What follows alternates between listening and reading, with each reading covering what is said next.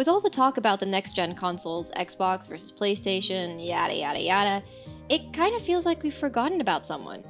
So, how about we talk about Nintendo? Nintendo was actually founded in 1889. That makes the company 131 years old. Yeah, you heard that right. Nintendo was around before sliced bread.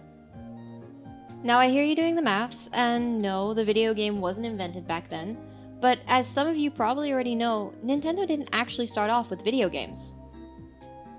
In 1889, a man by the name of Fuzai...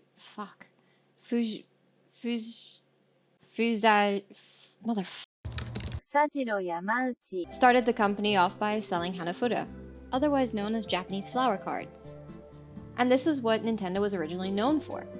And they did pretty well. The company was relatively successful, but by the time Yamauchi's 22-year-old grandson Hiroshi Yamauchi took over in 1949, playing cards weren't doing so well anymore. Hiroshi believed that Nintendo needed to evolve in order to keep up with the times, and so evolve Nintendo did. In 1959, Nintendo was now selling cards, printed with Walt Disney characters.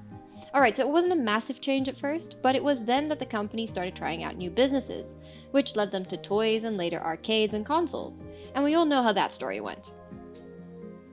Long story short, Nintendo made Donkey Kong, released the NES, and now is worth a whole lot of money. But that's not what we're here for, is it? There is a dark spot on the company's timeline that family-friendly Nintendo would like us to forget about. You see, in the time period between selling cards and consoles, Nintendo was sowing its oats, trying to find new business ventures, which leads to some very juicy Nintendo dirt.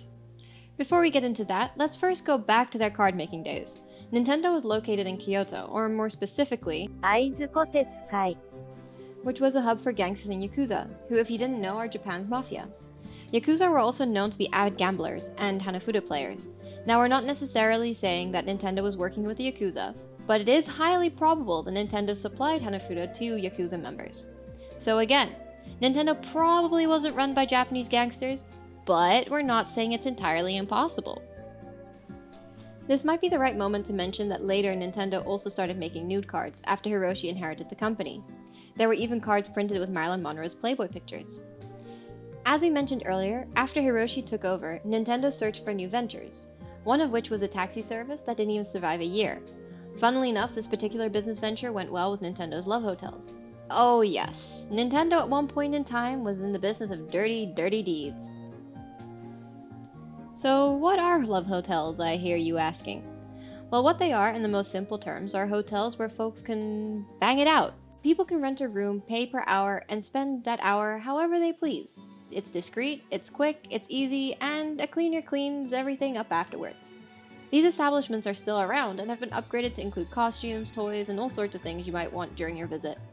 So yeah, Nintendo wasn't always the family-friendly video game giant, but that was then. Today, Nintendo is the company that has brought us a lot of great memories and fantastic characters. But a part of me is sad that they haven't fully embraced their past and made a Mario Mafia or Luigi's Haunted Love Hotel.